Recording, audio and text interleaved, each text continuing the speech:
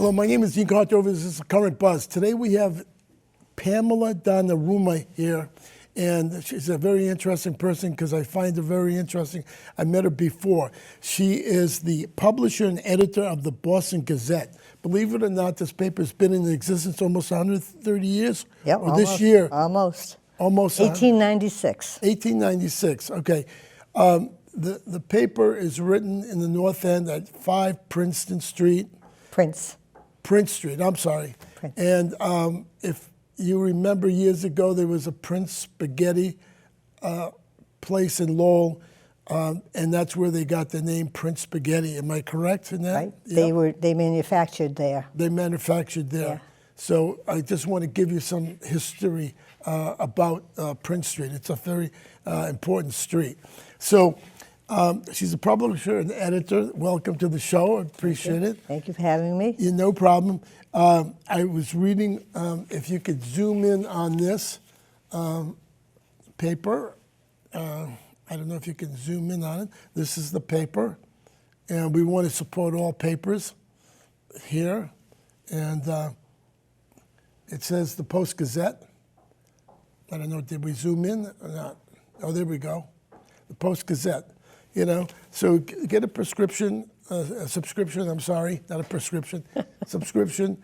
And how much is the paper, by the way? $35 a year. That's it? Oh, yeah. That's easy. I know. Oh, listen, support local papers, will you? And your paper doesn't pertain basically to the North End of Boston. No. Okay. When it began, it was one of the only Italian newspapers, so we went all over. And people now even take it, like I have readers in California, I have them in Rhode Island, it's Florida. Wow. They take the paper with them, and it's funny because we're online. We have the newspaper is online. Right, I think we have it. Yeah, bostonpostgazette.com. Yeah, we have it. But people still want to hold it. And, you know, they like to cut their picture out if something is interesting, or they call them out. They want to cut it out and put it in a book. So, because a lot of times when they're going to subscribe in California, I'll say, well, you can get it online. No, I want to hold it. Wow, So, that's interesting. Yeah, it is. Yeah, so for $35, that's basically, these days, it's really nothing. Yeah. How many people do you have working for you now? Well, they're all outside the office, except for a couple of them. The writers very rarely come in now because we're on, you know, you can do everything through computer. Right. And they'll stop in every now and then to say hello, but Okay. most of the people, but everybody in the paper, there's a lot of them, a lot of different writers. Right. So it's a weekly. It's a weekly, yes. It's a weekly. So you print 52? 52 weeks a year. Okay, good. Yep, never missed an issue. Great. For the last, since, what was it, James Donnarumma, publisher, 1896 Yes. to 1953. He Yep. was the founder. Yep. And then there was Charles, who published it from 53 to 71. Yes, And then there Caesar. was Phyllis. Who was Phyllis, your mother? My mother. Yeah, and from 1971 to 1990. And you took it over in 1990. Yes. Pam. Wow, that's interesting. All right, the North End, in case you don't know the North End has a lot of restaurants, a lot of Italian restaurants. A lot of people from the area go to the North End. You'll meet people from all over the world that go to the North End, right? Sometimes we can't get out our door. No kidding. The traffic of people walking is amazing. Yeah, Yes. if you want to go for a walk, go to the North End and look at all the restaurants. I have my favorite. I'm sure you have your favorite, right? Restaurant. My favorite is the Daily Catch. I'm sorry, I have to say It is very good. Yeah, It it is is. excellent. So if you go to the North End, go to the Daily Catch. There's one on Atlantic Avenue, and there's one on On the North End, on Hanover Street. Hanover Street. Yeah. Right there. It's There's been one there in for here, years there's and a years. there's a It's small- only like 6 tables. And you have to wait in line. That's how popular it is. So if you get in line early, you'll get in. It's small. What's your favorite restaurant? Do you have any favorite? I know I'm putting you on the spot. It's really, it all depends what we want to eat, Okay. where I go. I want to eat veal. Where do I get a good veal? Saraceno is very good.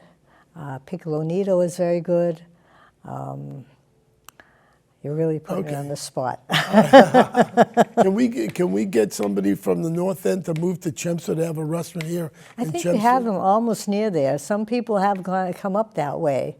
The gentleman who owns Ben or the one on Demores, I think they're up this way somewhere. Oh, there okay. There are a few restaurants. They're under different names, but they are from the North End. They're moving out a little bit. Well, I mean, that's most people do that. Yeah, go to the North End just take a walk. I mean, there's stores there. There's things, and you could visit Pam and her little cubby hole on 5 Prince Street. And say, I saw you on cable in Chelmsford. You know.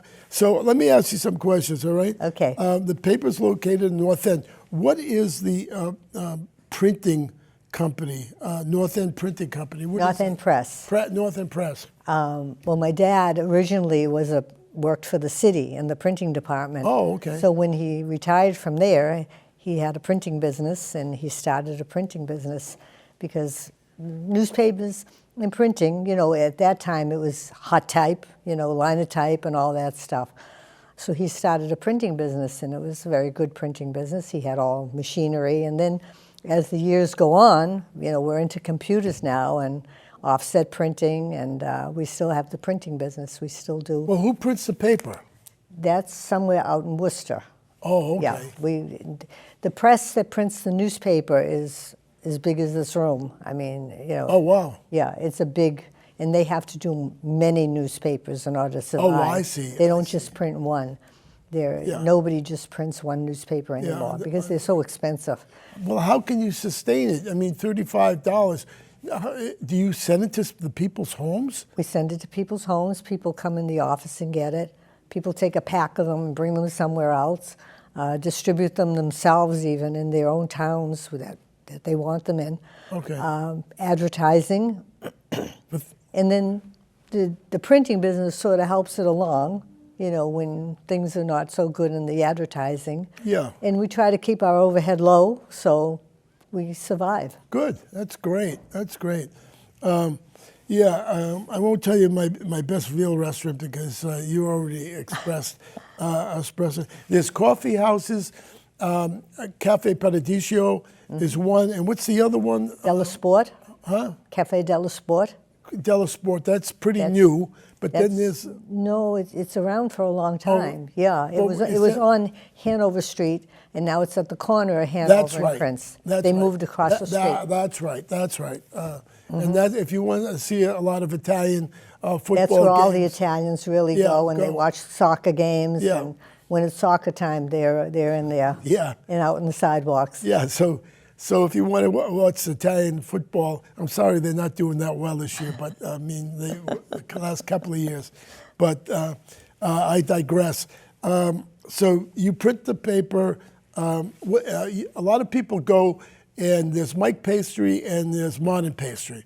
My daughter likes Modern Pastry. I like Mike's Pastry. So we go to war with each other about it. You're just like everybody else. We have certain things we like at Modern, and there's certain things we like at Mike's. Okay. Mike's has the best pistachio cookies.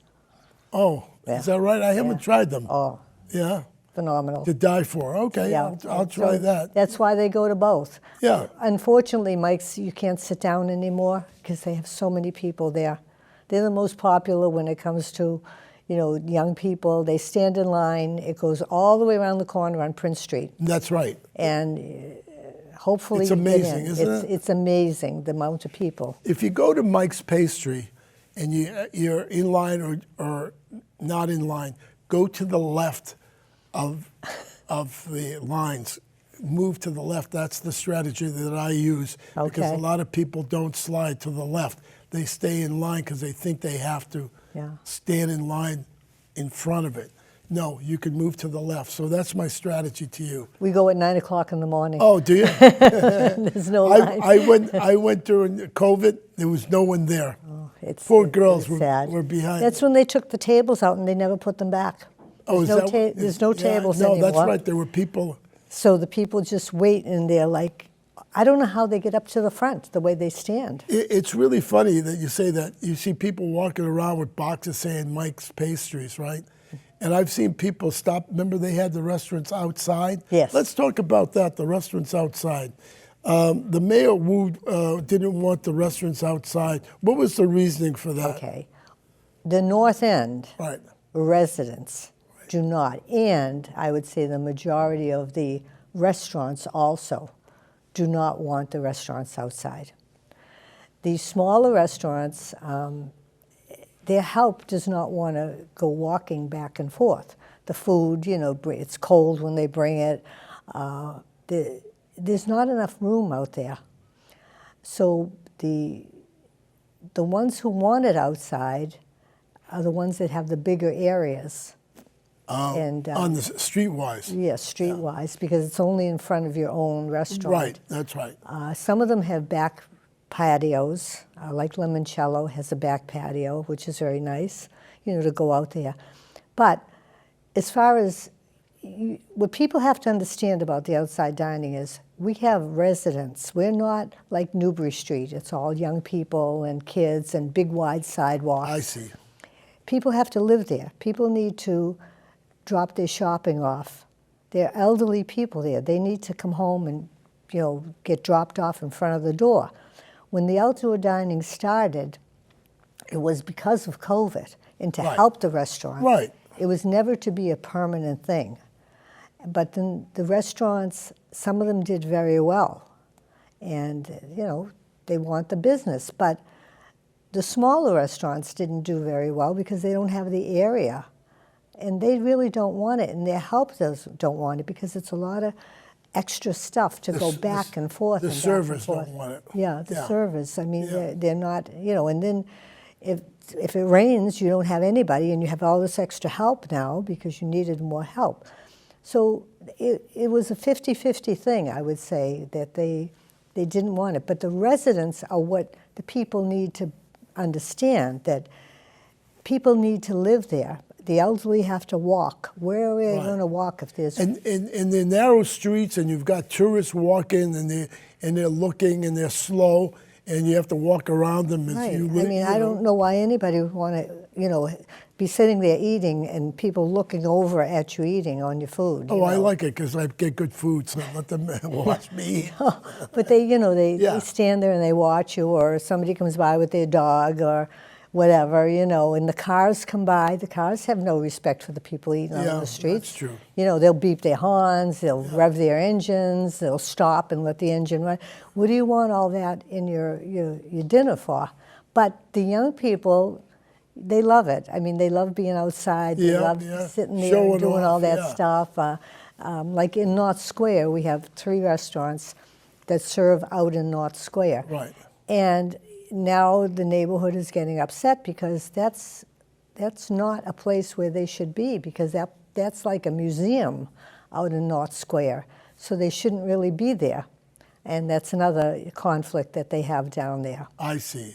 But the tourists love it. I mean, they sit there and, I still have friends today tell me about the time I took them to the North End. Mm-hmm. I mean, it's like being in Europe.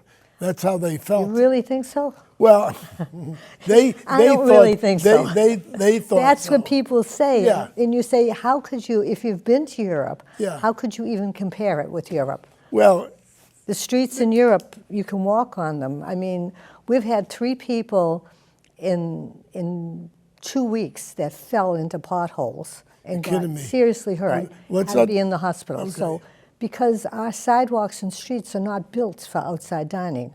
They're really not even built for tourists to be walking. Right, but they have the trail there, the Freedom Trail going there, because the Old North Church is there. And it's not that's taken popular. care of. It's for the money that the North End brings into the city, we don't get what we need to get for being taken care of. Like if you walk our streets and our sidewalks, they're horrendous. They're very, very bad. Let's talk about traffic. You drive into Boston now, they have bike lanes on Tremont Street. It takes a whole lane. What's that about? I mean, It's not good because, again, do the bicycles, abide by the rules of the road? No. They go through red lights. They come up one-way streets. My office is on Little Prince Street, and every day these bikes come flying up the one-way, and the cars come around the corner. Someday we're going to get somebody killed there. Wow. So it's the bike lanes in the north end are very bad because we have parking on both sides. Then they double park, and then the bikes try to come in and out. It's like a highway that stops. Where would you suggest people park if they go to the north end? The safest place is to go in the garages, and that's the only place you can park. You can't park on the street. You can valet park for $25. You know where I go is Post Office Square on the weekends. Yes. They charge $9 Wow. to park there. Wow. The whole day. Wow, that's So amazing. it's an easy walk. You go to Quincy Market, you walk to the north end. From there, it's easy. Yes. You know? Yes. I mean, in the winter, it's impossible because there's snow, Right. I just learned about this place called Stanza del Sagatti, and I had never gone to it. It's a cigar place. It's in the basement. It's been there for I know. forever. I know. And I've talked to the guy at the door, Yeah. and we were talking, and I'm saying, why don't I know this place? And it's been there. It's a place to relax. Yeah, it's part of the Cafe Victoria. Yeah, Jerry, Cafe Victoria. Yeah, It's another Jerry, cafe. Jerry coffee cafe. owns the Cafe Victoria. That's like Europe. Yes, it is. Cafe I mean, he's Victoria. kept that Yeah. original. He has the most beautiful coffee machines in there. Yeah. And he has good coffee, good Cappuccino, pastries. yeah. And I think it was his brother who liked cigars. And I'm not too sure how that got built. But they built, like, it's a little den down there. It's A dark. lot of politicians go And it's- there. Yeah, they go down and smoke cigars because where can you smoke? Yeah, In the north, exactly. you can't smoke anywhere anymore, but people still like their cigars. I mean, it's not a place where people are going there to drink and get drunk. Yeah, they yeah, go yeah, there yeah, to it's enjoy social. each other's. It's a social place, It's a social place. and it's very nice. It's I mean, interesting. I'm just giving people the inside dope in regards to that. I'm talking to Pamela Donnaruma. She's the publisher and editor of the Boston Post Gazette. We had her in from the North End, and I'm glad you came up to Chelmsford. I'd like to talk something about history. We all like history, right? In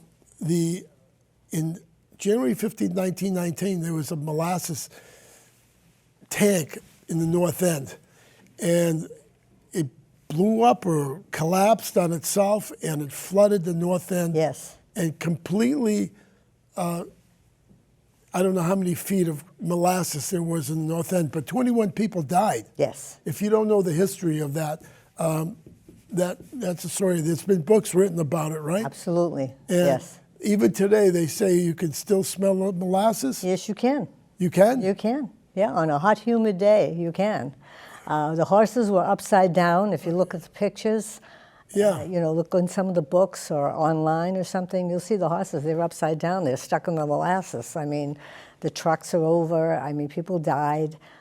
In a few years ago, maybe about 4 years ago, they're doing some excavating, and they found the spot where the molasses really was. Oh, and no they're, kidding. They're digging it and doing some stuff about it because it is a historical thing. Yeah, it is. And it was really awful. Now, I didn't talk about the festivals. Let's talk about the festivals. You have festivals every weekend in the North End? Not anymore. Oh, not anymore. Okay, because the festivals turned into a very expensive thing, and a lot of the societies don't have that kind of money to I put see. on a big festival. It's very expensive now. Okay. Because, they have to pay taxes and fees and police and Right. all that stuff. Now, so police more so. Yeah. So now we have processions on the Sunday. So all the saints, they do come out on their weekend. Right. But we have four major. We have St. Anthony, we have Madonna del Soccorso, we have I don't know. It's all right. It's all right. It's all right. It's in the paper somewhere. Yeah, it's here. It's- They'll all yeah. come to me. Yeah. So we have 4 major ones that really St. Yeah. Lucie. So they just out. parade. They don't have the entertainment like they used to do. Yes, in they the do. car. Those Oh, those ones do. Those 4. They have a regular festival. Oh, okay, festival. Which have turned into big, enormous festivals. St. Anthony's the biggest one, is it? St. Anthony's the biggest. Madonna del Soccorso is the next. Okay. St. Agrippina. Okay, it All came right. to me. There you I go. knew we'd come to you. Came right to my head. She's pretty big, and Right. Madonna della Cava, that's another one. Okay. That's about it, I think. Oh, And then we had a new one, San Gennaro. Right. And it's that's a 1 or 2 day one. So they've had to change a lot of things because a lot of things went on that the people have Right. heard about. Yeah. Not so nice things, but they straightened that out this year, and they were all wonderful. They were really well done. And there's entertainment, there's food, and if you don't like the food there, you can go to the restaurants, Right. and it's very crowded. Yeah. And we hope that it will continue. We're not trying to get rid of them. We don't want to get rid of them. All right. Because Yeah, because they shut down. it's a very traditional. You have to understand what it's all about. I mean, some of these people festivals- worship their saint They've been going on for over 100 years. Yeah. Yes. So yes. this is real serious business. Yes. It's not, Very serious. Yeah. In fact, St. Joseph will be celebrating their 100th this year. Oh, is that coming right? In 2025. Yeah, the paper is 130 years old. Is that it? 129 years Oh, old. so next year, are you going to have a dance or No. a dinner or anything like that? No, we have enough of them. Oh, okay. I mean, I just didn't know. No, we're maybe on the 150th if I'm Okay. around. So the Boston Post-Gazette, we have it online if you want to look it up online. It's for $35 a year. It's a paper that we want to continue, don't we? I mean, that's Yes. why I have you on. Thank you. So, yeah, we want to continue this and get it. What I found interesting in the paper was the boxing ringside. Yes. What's that about? Well, we have, I think, one of the only boxing columnists around. It started many years ago. Right. And people love boxing. And Yeah, they do. The new one that I have now, not new, he's been with me for years since Charlie Ross passed away. He writes about the old-time boxers, which people love. Even the young people love it Yeah. because they don't know about those Now, there's a boxer statue right at Hanover It's Street. Tony DeMarco, Tony DeMarco, a born North Ender, born North Ender. who took over his name from somebody else. His name is really Liotta, Oh, but because he was underage, he couldn't box. And there was a guy by the name of DeMarco in the North End, and he asked him if he could use his name so he could box. And he was a world welterweight champion. so what happens now, if you're going to meet somebody in the North End, you say, I'll meet you at the statue. Yes. And The then North they End go statue. into the Yeah. North End. So that's the The key. National Italian American Sports Hall of Fame, we put that up. I was part of it at the time. Cool. And we raised the money to put that statue up for him because he was a great boxer. Right. He just passed away recently. Oh, is that right? Yeah, a couple of years ago. Martinetti, right? We used to have an ad in the paper, Prince Spaghetti. Yes. Right? Anthony Come Home, if you remember it. I Yep. don't know if you guys Yep. remember it. Anthony. Anthony, yeah, Yes. and everyone knows that. He recently died, is that correct, Anthony? Yes. Right? Yeah. He owned a store in West Well, Roxbury? they have the Martinetti family, there's a bunch of them. Yeah. So we have a store in the North End, it's a Martinetti. We have the liquor store that closed, it's a Martinetti. Now I hear we have another Martinetti coming in where another restaurant just left. Oh, So there might be another Martinetti Oh, okay. family around. Yeah. But it's a very popular name, and they are sort of related, I think, all of them. oh, okay. Yeah, it is a popular name. Yeah. Yeah, definitely. Listen, we're almost out of time. Thank wow. you for coming. See how fast it goes? It went. Yeah. Yeah. So thank you for coming in. I appreciate it very much. for having me. And I'd like to thank your husband for